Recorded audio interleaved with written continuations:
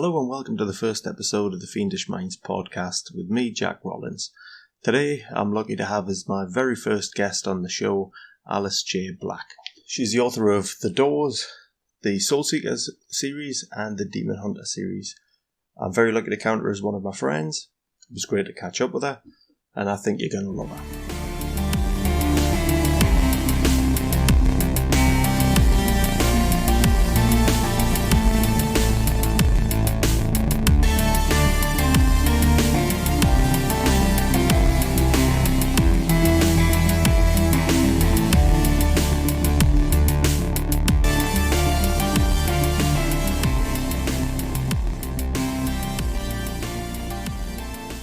Hi Alice, thanks for joining me today. Nice to be here. And as it goes, we're not too far away from each other, are we? Not really, no. Just round the corner. Just round the corner. So obviously we're stuck here with the COVID-19 lockdown, so neither of us is getting very far. No. Very quickly. Not at all. How are you finding it as a writer, as a creator? How do you find the lockdown affects you? Honestly, I think I found it very positive. Like, I've struggled recently, and when I say recently, I mean maybe the last year or so, with trying to find time for myself to settle, to get back into my habit of writing. Yeah. So for me, lockdown, as much as it's been awful for people, it's given me that time to kind of reminisce, and I've spent a lot of time going back on my old notebooks, on my old stories, looking back on things I've done and working out on how I want to go forward, really, which is quite nice. Mm-hmm. I've done a lot of editing, a lot of writing, and a lot of reading as well, which is lovely. Yeah. So I really enjoyed it. I think like you say, it's separating out the reason for the lockdown from the effect of the lockdown, isn't it? And definitely, obviously the reason is horrific, and lots of people are, obviously very poorly. But the lockdown itself, I think, has forced a lot of people who are healthy, and are just kind of having to take a step back from work and things like that. I think people are kind of trying to center themselves. A lot of people are anyway, finding they can slow down, like you were describing, kind of going back over things, having a look over things, and that might be a positive that comes out of this for people, is realizing the pace of life that we normally have is, doesn't allow for a lot of that, does it? And doesn't allow for a lot of creativity sometimes. No, I think I've been a bit harsh on myself, I guess, recently, and kind of wanted to try and fit back into that routine, but struggling to fit it in with a new job and everything like that. But for me, it's just having that time. I've always wished for more time, and I've just decided to try and use this as the most productive way I can, really. Yeah. And outside of your writing, you're very interested in running, aren't you? Yeah, I wouldn't necessarily say I'm very good at running, but I do enjoy it. I run with a women's group. Obviously we're on lockdown, so I haven't seen a lot of them women for a good couple of months now. Mm-hmm. So I've been doing a lot of solo runs. So again, that's something that's quite difficult, because when you're used to running with somebody, I find that then even just the sort of initial getting out of the door by yourself is quite difficult if you haven't got somebody to go meet. But I've actually enjoyed it when I have, which is really nice. And I've challenged myself this month to hit a certain amount of miles, which I'm nearly at. So that's quite a nice like little achievement. So like little goals is quite important, I think. Yeah. And you say you're not very good, but any running at all is better than what I'm doing right now. Yeah. I'm running very slowly when I'm getting around. Does running connect with your creativity at all? Do you find it inspiring to be out there, or is it an escape from creativity? Is it a time to decompress for it? I think for me, as much as I'd love to be able to go for a run and work through the logistics of a story or sort something out in my head, figure out a plot hole, in my head when I'm running and I'm tired and I can't think of anything else usually. So I kind of use it as a way, like you say, to decompress. It's a stress reliever. It gets us out. Usually when I'm running with the girls, it's a social thing, which is quite nice. But at the minute, it's definitely just to put your trainers on, get out the door, get out your head, which is quite nice. That sounds good. Yeah. So you mentioned before that you're getting a lot of reading done. You know, what's keeping you entertained during lockdown? I'm working from home, so I'm kind of trying to keep myself busy through that. And then on an evening or a weekend, I've been reading a lot because I always set myself a challenge to read 52 books in a year, which I tend to think a book a week's quite achievable. Yep. It's not always achievable. Not for me. But no. I think because I've got all that time and because I don't feel guilty about thinking, well, actually, I can sit for 4 hours on a Saturday afternoon and read if I want to. So I am doing what I want to, which is lovely. So I just finished reading The Stand by Stephen King, which is probably the longest book I've ever read. Sorry. Taking credit for that. Well, I wish. It was a brilliant read, but I don't think I could have tackled that while I was still kind of going into work and kind of being that busy. So I think it's kind of given me that space. So reading a lot. I'm also watching films that I probably wanted to watch and rewatch that I haven't gotten the time to do, which is quite nice. Yeah. Any examples you care to share? Twilight. I rewatched all the Twilight films recently. Oh dear, Alice. Oh my God. Guilty pleasure. Well, yeah, go on, file it. We'll allow it. No, I mean the books are amazing. On the Twilight books, I do like them. And I've always quite enjoyed the films, but just think like Lord of the Rings, like they're my favourite films of all time, but they're so long, so finding time to fit 3 hours of film in is quite difficult. I've been gaming quite a lot as well. I've been playing through the Resident Evil series again, which is quite nice. Ah, very good. I didn't have you pegged as a gamer. Yeah, and then The Last of Us is next. That's the plan. Second one coming out sometime this year or next year? In June. Looking forward to that. In June, so I'll be playing the first one to go through it. Very good. So just zooming back to the writing then, when was it that you started writing? When did you really get into it? I've always been a writer. For me, like I've just kind of always been that creative type. I remember being young and writing stories then and kind of saying to my dad, will you read this? But is it any good, you know?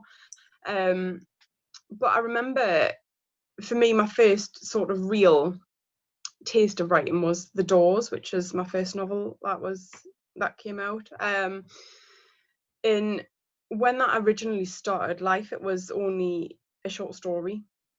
And because of all the feedback I got and all the support around it, I was able to develop not only the story but my writing to make it what it is today. So, but I think a lot of my writing came from, I don't know if anybody's ever heard of a site called writing.com. I used to use that prolifically daily, where you could go on, you upload your own stories, your own poetry, people can kind of read it and comment on it.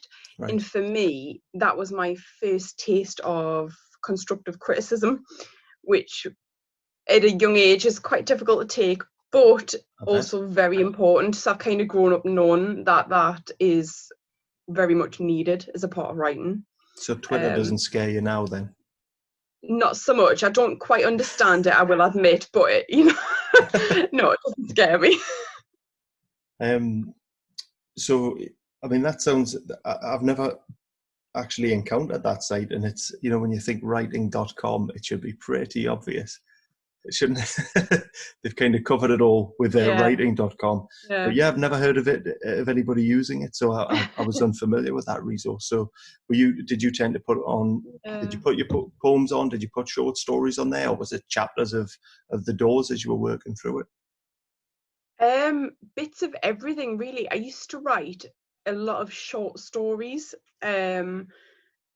a lot of horror, a lot of other sort of stuff. I did dabble in poetry, but it's never been my strong point, so it's not something I kind of focused on. But I think from a young age, when I was kind of first posting stories and things, I kind of found that, you know, there'd be maybe a page or two, maybe 500 words, in that for me was like this mammoth project at that age. Yeah.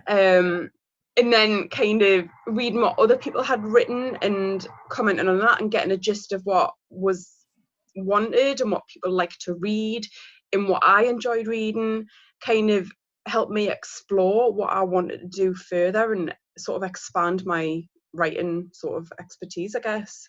Yeah, sounds Yeah. like time well spent, really. Oh, definitely. So it sounds like from quite early on you've had a good sense of the direction you wanted to take your writing in. But on individual projects, do you tend to be, I think the terms they use are planner and pantser, isn't it? Where you can plan everything out or fly by the seat of your pants. Yeah. Where do you sit on the spectrum? Probably somewhere in the middle. It depends on the project. Sometimes I plan something out to the letter and I'll know exactly where it's going, but it's not actually very often I do that. I think most of the time for me, I'll get an idea. It can be a very broad idea, and sometimes I'll start writing it and it'll develop from there. Sometimes I'll start writing it and I'll kind of think, well, actually, where's it going? I need to stop and think about this. And then I'll plan from, so I might have like 5,000 words and then think, actually, I need to know where it's going so I can continue writing it. Yeah, yeah. So I think I sit somewhere in the middle. I'm definitely not a severe plotter. I'm not structured enough for that. But I admire the people who can do that. Yeah. I think I'm gonna sit on the fence. I think I'm kind of like you that way. I kind Yeah. of have a good sense of where the scenes are gonna lie, but then I kind of have to make it up on the fly too. So I think, Yeah. uh, yeah, I think it's probably good to have a blend, isn't it? Really, because there are Yeah. sort of positives and negatives to both ways, I suppose. Mm-hmm. When you do write, do you tend to write out lots of notes, or is it and then sort of type from the notes? Do you write out longhand in a notebook, or do you just sit at the computer and bash out chapters? Primarily sitting at the computer. For me, because my brain works so quickly, I can type quite quickly. So I need that speed to be able to write what I'm thinking.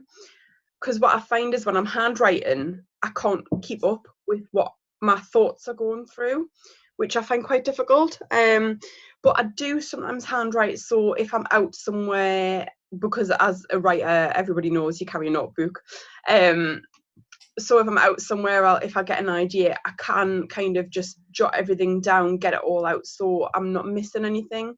But generally, I prefer to type everything. I find it a much easier process. That makes sense. Yeah, I tend to be Yeah. the same myself. I've tried it the other way. Yeah. I've tried to sit and write out longhand in the notebook to give me something to type later, but no, I tend to like sitting at the Yeah. keyboard and working through. Do you like Yeah. a soundtrack or silence when you're writing? I have a soundtrack. I always listen when I'm writing to the Lord of the Rings theme tune. Ah, It's just, yeah, it's very like, because I love the films, I love the landscape, I love the way it's set, and for me that takes us into my creativity almost. It's, I put it on and it's like, right, I'm writing, that's just it. so we're It's like starting my the trigger. engine. Yeah, Yeah. that's Hmm. that makes sense.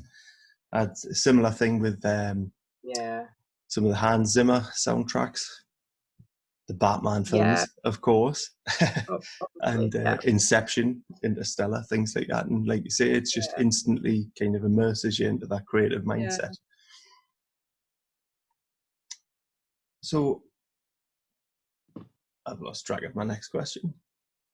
Uh, I noticed that you seem to have, including The Doors, which you said was your first novel, um, you have gone and approached publishers rather than going down the self-publishing route.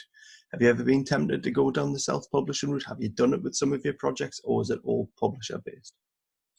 If I'm honest, I don't know enough about self-publishing to be able to do that. I think if I wanted to, if I I had an inkling as to, I need this project out, I want the world to see this, I would look into it. But at the minute, because I've had sort of success with publishers, that's kind of what I know and what I've found has worked for me. So that's just kind of what I've stuck with. But I would certainly try self-publishing. Yeah, that makes a lot of sense. I suppose that there might come a point where you have a vision on a project, because I know a lot of the work that you do is quite sort of series based, isn't it? Yeah. And I suppose if you ever hit a point where you had plans for a series and perhaps a publisher couldn't see where that was going to go, and you think, well, sod it, my readers know me, I know what I'm doing with it, and you can just take it directly to the audience then, can't you? Yeah. But it's good that you haven't ruled it out. No, But no. I've got to admit, it is nice. It's been nice having a look, and I can see the publishers that you're working with, and I think it's good that you've got them behind you. The two that you're working with at the minute, was it Parliament House? Yeah. And who was the other? Fire and Ice. Fire and Ice. Yeah. Is it quite comforting to have that safety net of having them marketing and everything behind you? Yeah, I mean, both teams have been amazing. I tend to find that because Fire and Ice published the doors, so I knew them, I knew the staff, I knew the editors, so it was quite comfortable, which was nice. And then when I came across Parliament House, that was still a fairly new press, and I just loved what they had. I loved the aesthetic, I loved the energy they kind of put out. It just felt like something really exciting and new, and for me, they've been so amazing. I've got to say, like, so supportive, and very, very professional throughout, which has been brilliant. I took a look at them, and I've seen some of their marketing materials, and they really they've put a lot of work into it, and it really shows. So I think if they're half as good as they appear to be, then I think you're in really good hands with them, and clearly you're quite happy with them. Because how many books have you placed with them now? Oh. How many is it about? With Parliament House, there are 11 novellas out. So they're all out in ebook, and the paperback's due out in a couple of months. Yeah, so this is the Soul Seekers, is that right? Yeah. And so that compiles a lot of the novellas, is that right? Yes. Yeah. Yeah, picked up on something on Instagram, I think, the other day. Yeah. I suppose it's good as well when you've got a project there and there are edits needing to be done, the dreaded edits. You've got some accountability there waiting at the other end for this, aren't there? Yeah, I think for me, I need a deadline. I need somebody to tell me, Alice, get your edits back in a month, otherwise you're not getting published, because otherwise it won't happen. Just sit in the to be done pile. Before you submit anything to your publishers, how much rewriting and redrafting do you find yourself doing? Generally quite a lot. I tend to, if I write something, I'll then maybe sit on it for a year or so, maybe longer, depending on what else I've got going on, and then I'll go back to it and do my own edits.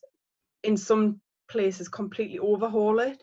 For example, the last book of the Demon Hunter series with Fire and Ice, so book 7, I completed the edits at home. I've been wanting to complete it for about 2 years, maybe a bit longer, because it was so daunting. And because what I'd done was actually chopped half of the novel out. I'd just said, right, that's just gone, and I need to rewrite the whole thing. So you weren't feeling it? No. And I know that I've done a much better job now, so I'm happy with it. But the thought of actually going through that process was very scary and quite overwhelming. So it took me a long time to get there. But I think I'm very, it's hard when you're looking at your own work because you can't always see the flaws. But I think I've progressed enough as a writer to understand that some things will not work and some things really need to go and be completely rewritten. So I think that's a good thing. That brings us on nicely, because I kind of stuck in a little bonus question here, which was just something I'd seen online, and I thought it was quite an interesting one, and it might be interesting to some of the listeners, if you would have a crack at it. But how does a writer know if what they are writing is good?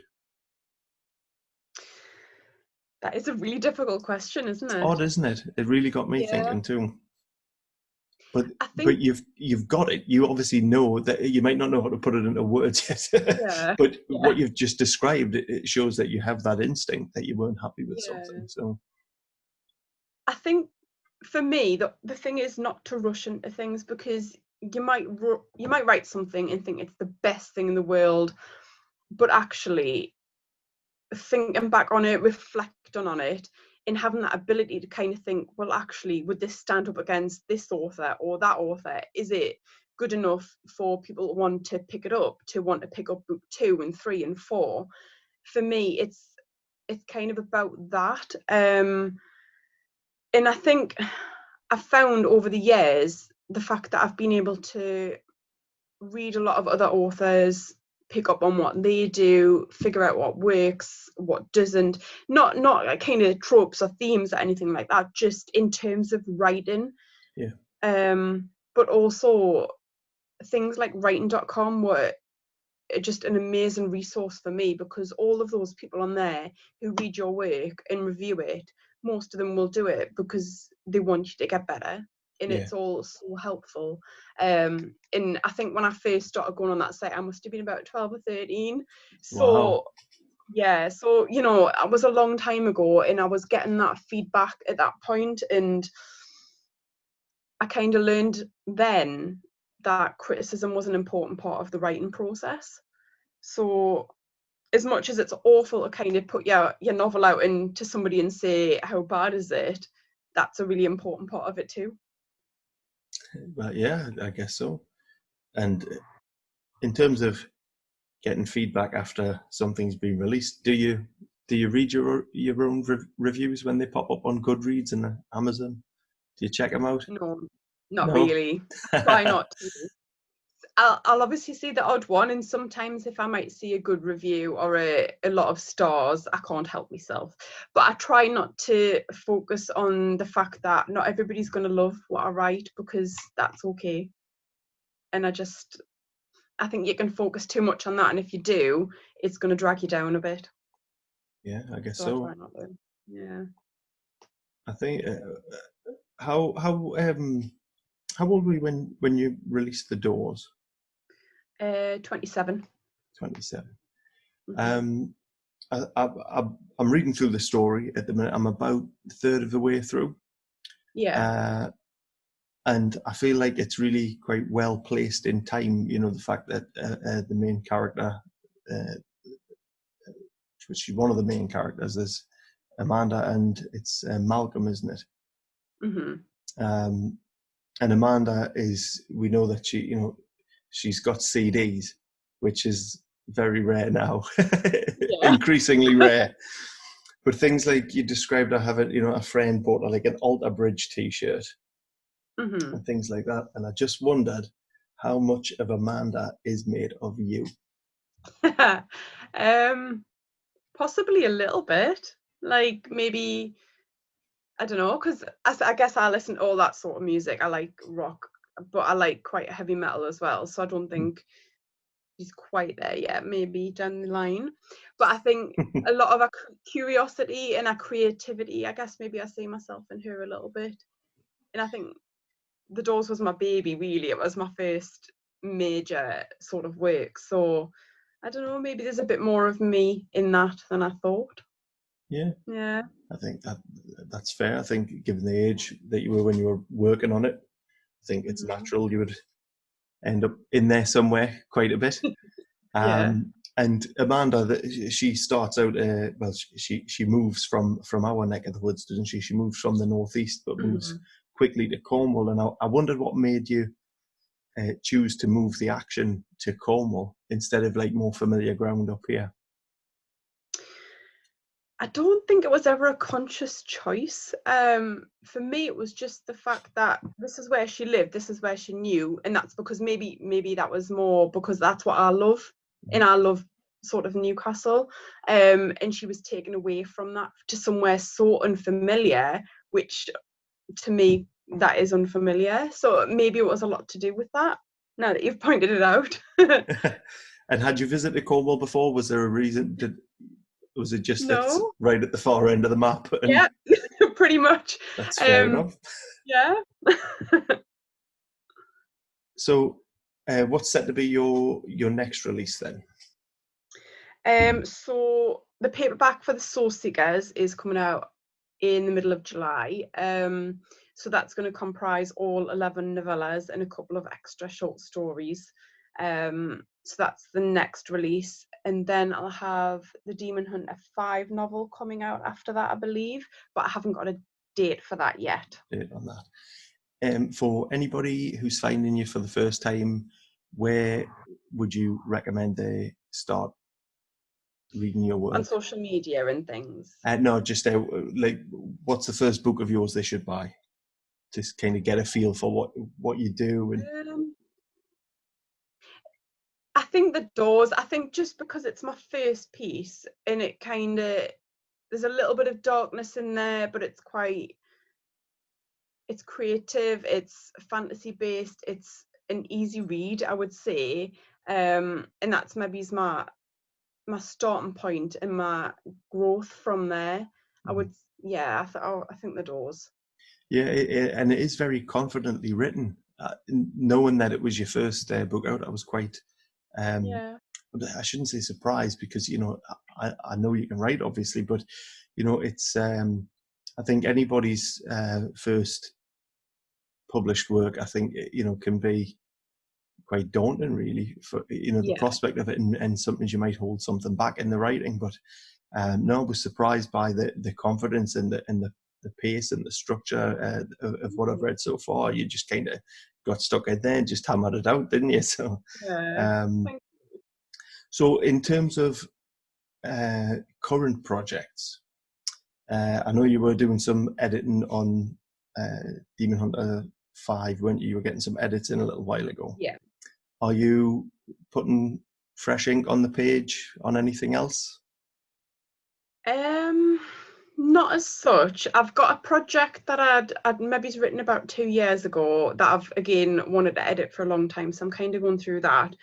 But I have got a couple of ideas kind of circling my mind. So at the minute, I'm not rushing to write. I'm kind of trying to plan it out in my head a little bit. I'm not plotting, but I'm working on the storyline and just kind of making sure it's firm in my mind before I start. Yeah, just letting it percolate a little bit. Yeah. That's fair enough. So we haven't got any exclusives yet. Not yet. So yeah, you mentioned social media before. So where can listeners find you? Everywhere, really. I'm on Facebook, and Twitter and Instagram under Alice J Black. I'm quite easy to find, I think. I don't use Twitter a lot, but Instagram I love because I love photography as well. You'll not often see photographs of myself, but I just like kind of showcasing bits of my life, which is quite nice, I think. Yeah, lots of coffee. Yeah, lots of coffee. Snaps when you're running. Yeah. That's about it. You are a coffee fiend, aren't you? I am, definitely. Mm-hmm. I suppose it's handy for a writer when you have to pull an all-nighter on those edits. Yeah. Well, Alice, thank you very much for joining me today on the first episode of Fiendish Minds. I hope that you'll come back on here again. Definitely. Come and plug your next release, and we'll talk about your writing journey some more then, if you're up for that. Sounds good to me. All right. Thanks for having us. No problem. Thank you very much for joining me. I hope you've enjoyed this episode of Fiendish Minds. Don't forget to like and subscribe, and follow the link below for today's show notes, where you can find reading lists and more information about today's guests. Thanks for listening. Catch you next time.